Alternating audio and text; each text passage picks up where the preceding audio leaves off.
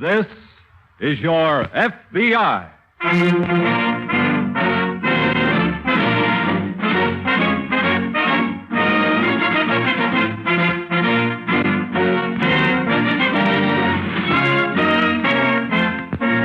This is your FBI, an official broadcast from the files of the Federal Bureau of Investigation, presented as a public service by the Equitable Life Assurance Society of the United States.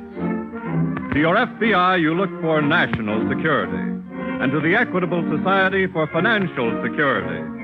These two great institutions are dedicated to the protection of you, your home, and your country.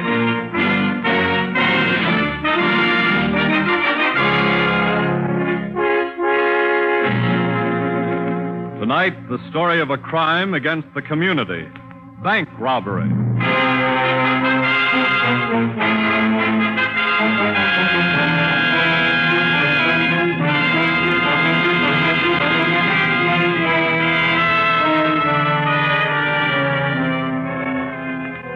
A man walks into a bank, holds up a teller, and walks out a few minutes later with thousands of dollars. How was he finally caught? How was he traced? What is the clue to his identity? The answer seems easy. A teller could describe him, that's true, but until 1934, there were about 600 bank robberies every year, most of them successful. Last year, there were 37, most of them unsuccessful. What brought about the change? The explanation that in 1934 Congress gave the FBI jurisdiction over certain banks is not enough. The main clue to work on is still the same, the robber's description. The real explanation lies in the FBI itself, in its organization, in its coverage, in its methods of following up a description, of tracing bank robbers, of hunting down, for example, the two men who began plotting a bank robbery in a small rooming house in a Midwestern city a few months ago. Hi, Artie. Oh, hi, Phil. What time is it? 2 o'clock? Was I sleeping that long? Yep. Who are you riding with? Nora. Oh. Told her I'd hit Cincinnati around the 20th. Uh-huh. That'll be the blow-off for us then, kid. Really gonna marry her, huh? Yep. Then what? Then I lay off for a couple of years. That's for squares. So I want it.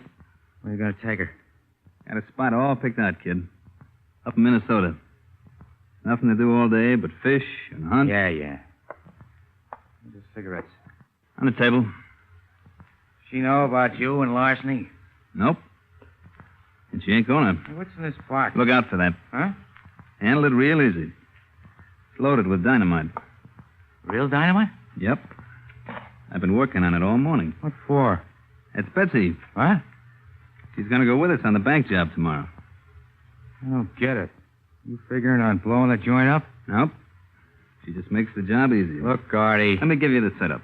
We take Betsy into the bank with us. Uh-huh. I hand one of the tellers a note. Yeah? The note says if he don't hand over all his cash, Betsy will go off in his kisses. And you go with it. No. He ain't that brave. He hands over the cash. Look, what's the matter with using a gun? That's for kids. This makes it a nice, quiet, clean operation. Oh, wait a minute. I ain't gonna... Phil, that's how we're gonna do it, see?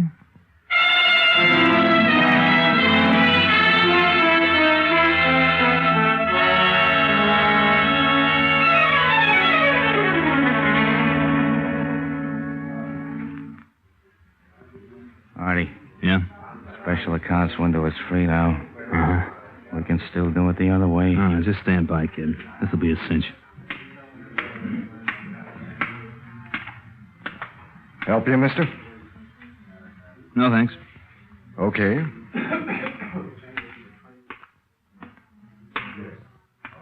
Good afternoon, sir. Good afternoon. Are you making a withdrawal? Yeah. Well, may I have your passbook, please? I don't think you'll need it. I beg your pardon? Just read this note. What? Read it. If this is some sort of a joke... It's no joke, mister. Don't try any funny stuff. I wasn't going to.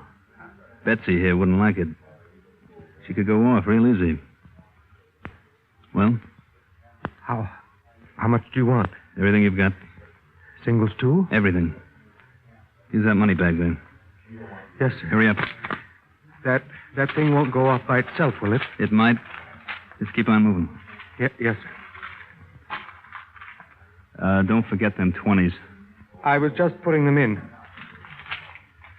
There, that's all the currency. Do you want the silver, too? Nope. Just give me the bag. Yes, sir. Remember what the note said about not giving any alarm. I know.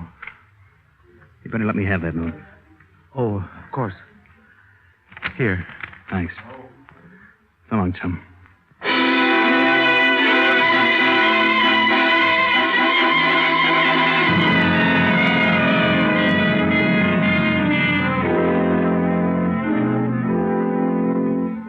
What is the next step in the holdup of a bank? What do the criminals do next? In this case, they stopped a taxi, drove to the downtown section of the city, and rushed into a busy, crowded department store. That took 15 minutes. Long enough for the bank to notify the local police and the FBI. Long enough for the teller to give a description of the robber. Long enough for both robbers to have disappeared before the FBI and the police could throw a cordon around the department store. 15 minutes and the trail was cold except for a description of the man. But for the agents of the FBI, that was a beginning. That was a lead. That was a clue which would lead to other clues sooner or later. Busy, Jim? No. Come in, Ray. Thanks. Any further developments? No. No trace of either one of them. Well, they probably went in one door of that department store, not another. Yes. Did you get a description of that second man? Not a very good one. The teller gave us a detailed picture of the first one, though. The one with the dynamite. Yes. Was it given to the police? Yes, they're sending out a general alarm. Good. Fowler speaking? Oh, yes, Sergeant. Yes. Yes, go ahead. Want to take this down, Ray? Sure. Black Chevrolet sedan. 4-door? 2-door. Got it. 1940 model. Illinois license plate Y235. Y235. Stolen from employee's parking lot. Where? Behind the Federal Building. Thanks, Sergeant. We'll put that on the teletype right away. That might be the getaway car, Ray. The Federal Building is in the same block as that department store. Yes. Well, it sounds like we've got work to do.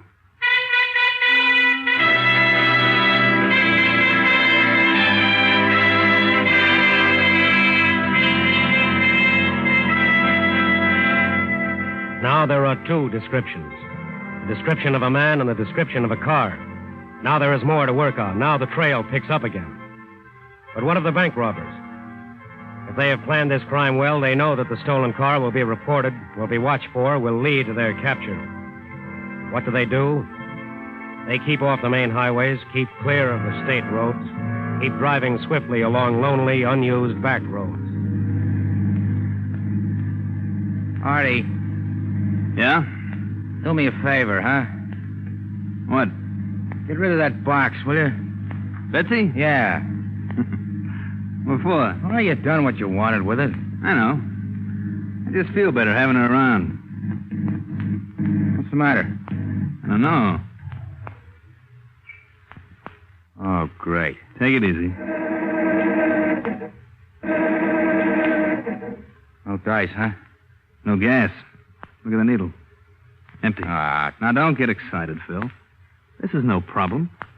One car goes dead on you, so you pick up another one. where? What's wrong with that one up ahead there? It's coming around the bend. Hey. Come on, let's hop out quick. What do we do? Flag him down. I mean, how do we grab the car? Just tell him we want it, that's all. Look, you're not going to use that Betsy routine. Why not? Takes too long. I got a better idea. Well, put that gun away, will you? Give him a wave. I'll go get Betsy. All right, flag him down, will you? Okay. What's the matter? Our car ain't running. Oh. Looks like we got to borrow yours. Huh? Pile out, mister. Oh, no. I told you to wait till I got Betsy. We got the car, didn't we?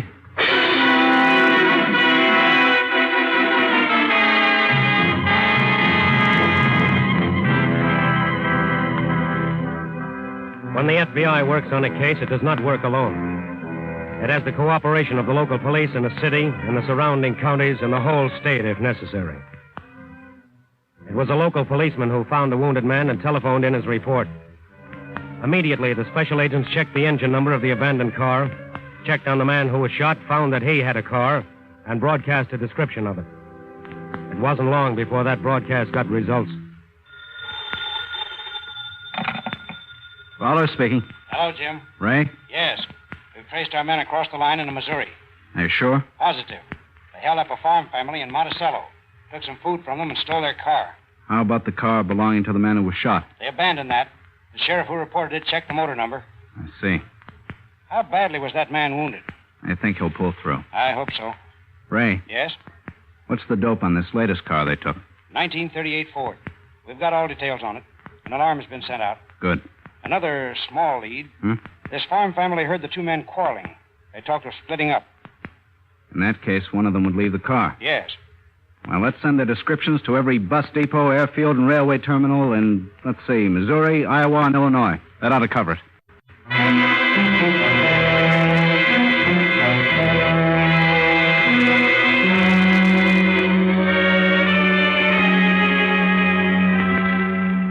The more stops a criminal makes in his flight, the more perfect is the description he leaves behind him. When the bank robbers held up the Missouri farmer, they indirectly presented the FBI with a portrait of themselves. Now the special agents knew what both men looked like, and that knowledge was broadcast throughout the whole region. That's why when a short, dark man of 35 with several moles on the right side of his face boarded an eastbound bus at Fairchild, Iowa, the local police who received the report from the station notified the FBI. The agents immediately checked the schedules, found where the bus would stop next, found when it would stop, and found that they could get there ahead of time. This is a 5-minute stop. 5 minutes only. They're starting to get off, Jim. Yeah. The bus is pretty crowded. We want to do this as quietly as possible. I know. Jim. I see him. Come on. Just a minute, sir. We'd like to talk to you, please. What for? Just step over here. What is this? We're special agents of the Federal Bureau of Investigation. Oh. You might be able to help us. Well, I will if I can. We're looking for two men who held up a bank on Saturday. Later that day, the same two men shot a farmer over in Easton County. They stole his car. So? The farmer they shot is still in the hospital. Would you mind letting him look you over? Don't bother. He'd know me. Never mind the frisk. I'm clean. How about money? From the job? Yes. I got my cut. What's your name? Bardo, Phil Bardo. Where's your partner? I don't know. We split up the other side of Fairchild. What was his name? Told me it was Artie Clinton. Where was he headed? He was going to see a dame in Cincinnati. Where in Cincinnati? I don't know. What about that dynamite gadget? You mean Betsy? Betsy? That's what he called it. Oh. He kept that with him, which was okay with me. Well, Jim, at least we can tell Washington headquarters that one of them is in custody. Yes. But Arthur Clinton and Betsy are still at large. That means this case is still pure dynamite.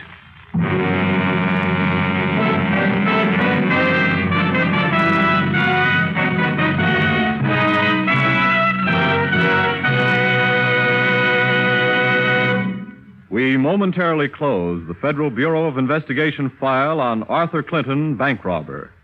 We'll return to this case in just a moment. Tonight, we'd like to introduce two widely separated members of the Equitable Life Assurance Society of the United States to each other and to you. Mr. Litton, we'd like you to know Helen McGrath. And Helen, we want you to meet Mr. Henry C. Litton, president of the Hub, Henry C. Litton and Company of Chicago, Illinois. Having attained the remarkable age of 98 years, Mr. Litton ranks as a senior member of the Equitable Society. Helen is one of our youngest and newest members. Yesterday, she was 4 months old. Mr. Litton, when you became an Equitable member in the year 1861, the Society was facing its first great crisis, the financial difficulties brought on by the Civil War. Since then, the Equitable Society has continued to grow and expand through 3 more wars and 7 major depressions. And so, Mr. Litton, after your 73 years' experience with the Equitable Society, We think you could tell little Helen McGrath that her father showed excellent judgment in making her a member of this society. You can assure her also that as long as she lives, the funds of her society will be put to work in many different ways that will benefit her and her family.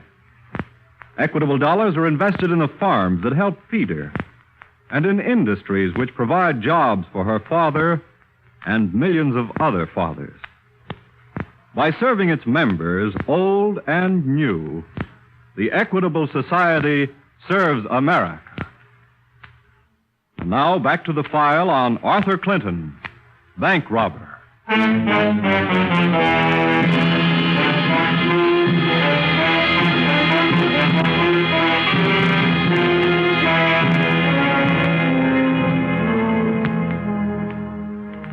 Almost every criminal has a great sense of loyalty and equality. His loyalty is to himself, and his belief in equality is a belief that if he's caught, his partner should be caught. Philip Bardo told the special agents of the FBI everything he could about his partner. Told them his name was Arthur Clinton, told them he was going to Cincinnati, and told them that he was going there to marry a girl. That was a clue, but Cincinnati is hardly a small town. And like every town these days, the majority of its population is women. Still, it was a clue. A clue to be followed while other agents investigated Arthur Clinton. A clue that later on turned out to be accurate. For Arthur Clinton was in Cincinnati, had married a girl there, and was living with her in a quiet hotel. Me, honey. Howdy. Oh, Hello, baby. hello, darling. How you coming with your packing? I'm afraid I haven't made much progress. I brought the car on, honey. It's downstairs. Oh, I'll hurry then. Aunt Mary phoned. Yeah? She kept me talking for almost half an hour. What you want? Oh, you know. Why was I going away? Why didn't we have a church wedding? What'd you tell her? I said we were married by a justice of the peace because that was the way we wanted it. Atta girl. Can I get those dresses out for you? Oh, thanks. She wanted to know all about you. Yeah? You tell her? Well, just about 10 minutes worth. I said you were wonderful, that I was very happy. Suppose she wanted to know where we were going on our honeymoon? Of course. I just said we didn't know. We were going to get in the car and travel. Here's some dresses, honey. Oh, put them on the bed, will you, dear? Okay. You can close that bag there. Sure. You know, Aunt Mary really is very sweet, but she still thinks that I'm about 12 years old. She doesn't want us to go away at all. Why not? Oh, on account of my painting, mostly. She thinks I should stay here in Cincinnati and study. Did you tell her you were going to take your paints along with you? Yes. I said I'd get more work done that way than ever. There. Now then. Anything else I can do? No. No, I think I'm just about ready, dear. Okay, honey. Oh, would you put these shoes in your bag? Yeah, sure. You know, I didn't realize how much... Oh, look out, honey. Huh? Don't touch that little box. Just put the shoes on the other side, huh? Oh, all right. What's in it? The box? Yes. Nothing really. It's just kind of a good luck thing I carry around. Oh. Well, I'm all packed.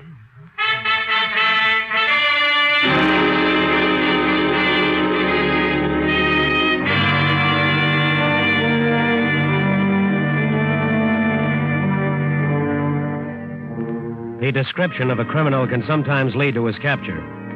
But the chances are better if that description can be checked against something else. The FBI had something else, the fingerprints that Arthur Clinton had left on the abandoned cars. The prints checked were those of a man who had been arrested 4 years back in Jackson, Mississippi. The name was different, but the description was the same. The trail was easier to follow now. It was smoother, and it led straight to Cincinnati, to a marriage bureau, to the family of the girl Clinton had married. But after that, once again, the trail stopped dead. Well, let's see what we have here now, Ray. Well, there's the description of Clinton. Yes? Description of the girl. Yes. Also some data on the second-hand car he bought in Cincinnati. This girl knows nothing about Clinton's background. Not a thing. Her family was quite shocked when they heard about him. Too bad. He had told them that he had his own business out west, but a relative had died and left him money. That's how they could afford this long honeymoon. Has the family had any word from them? One postcard, mailed from Chicago. I have it here. No indication where they were going. No. They appear to be heading west, though. This car must have Ohio license plates. They went out on the teletype. But Clinton's probably changed them by now. Yes. One possible lead is the girl's interest in painting. Oh? She studied art for a number of years. In fact, she sold 1 or 2 watercolors to some local dealers. I see. Her family said she brought her equipment, paints, canvases, along with her. That could be a very good lead, Ray. By the way, did you see this? A wanted notice on Clinton. Yes. Mr. Hoover ordered that for national distribution.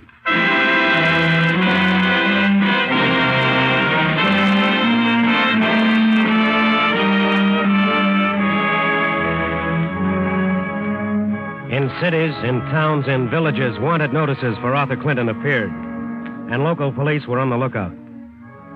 But the FBI did not stop there. At the same time, special agents went to every art material store in the region and left photographs. 2 photographs, one of Clinton and one of his wife. Then there was nothing to do but wait. Wait for what had to happen sooner or later. Wait for what finally happened in Duluth, Minnesota.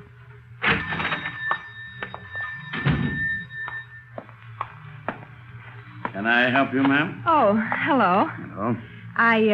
I wanted to look at some brushes, please. Sure. There's a whole trayful right here. Oh, thank you. That's a new shipment. Just came in. Yes, I see.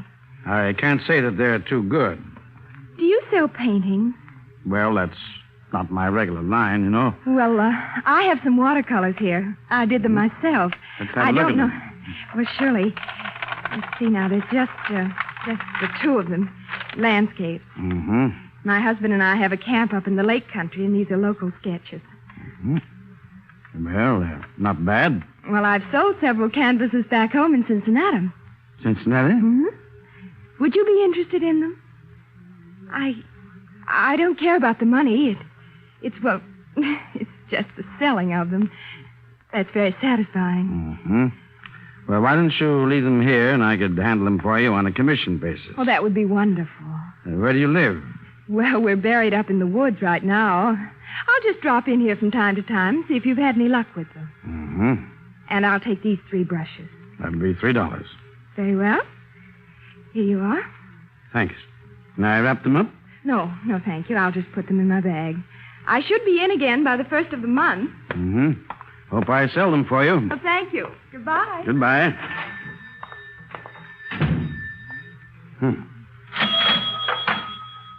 Cincinnati. Hey, miss! Miss! Oh. Operator, get me FBI headquarters.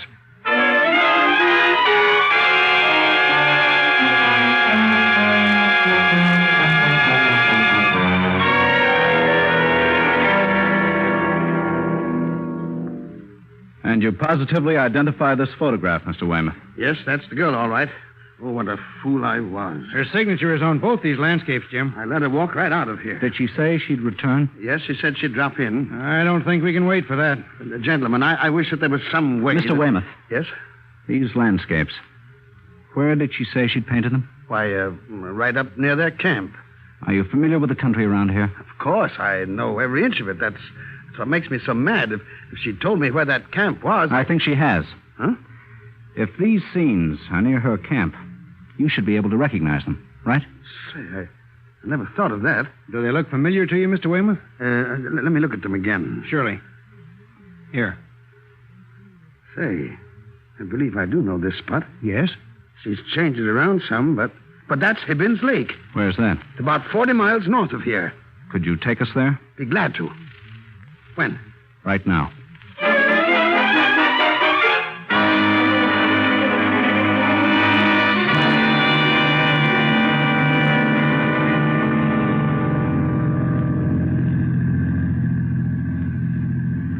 Well, this is the day, honey.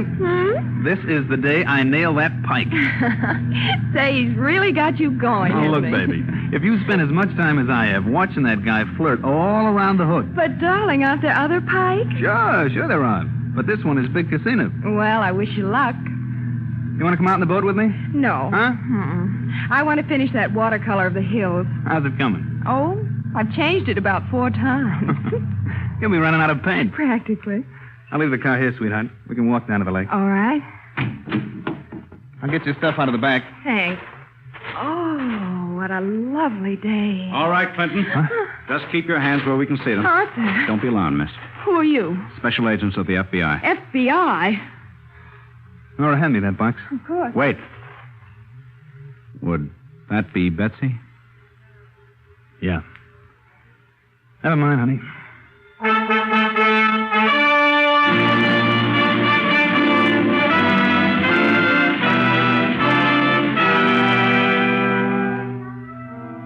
The trail of a bank robber begins with a description, continues on with a stolen car, leaps across state lines, and ends finally with capture and arrest.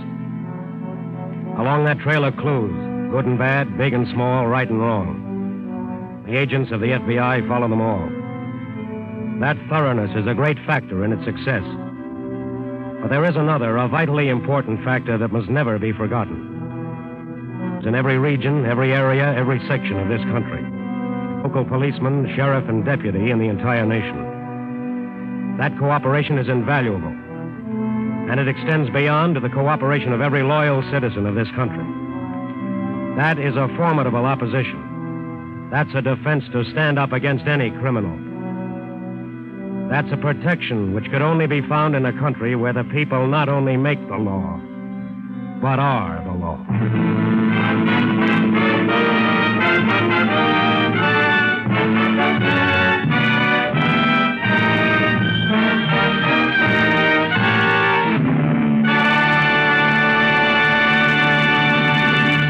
You'll hear about the file on next week's case in just a moment.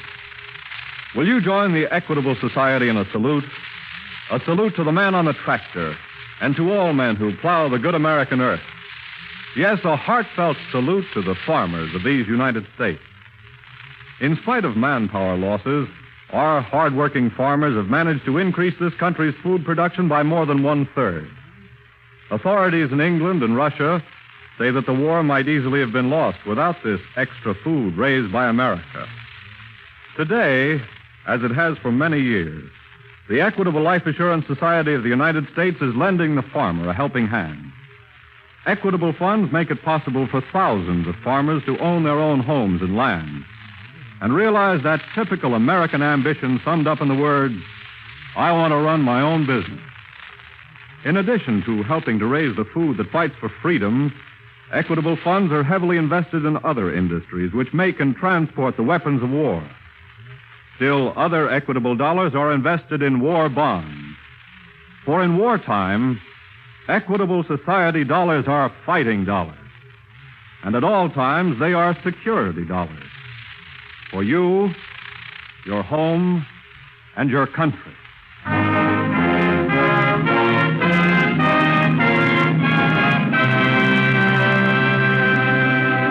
Next week, a crime against the nation. Espionage.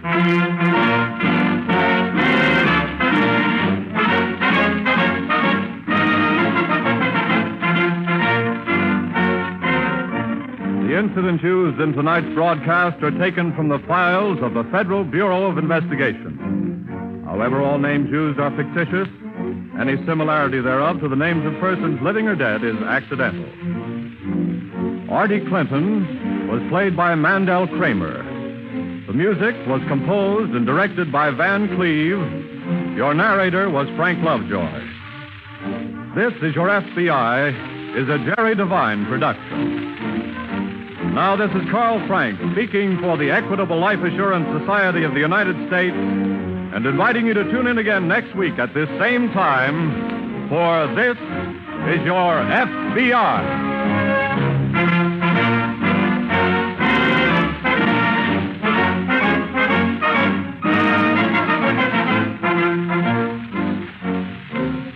This is the Blue Network of the American Broadcasting Company.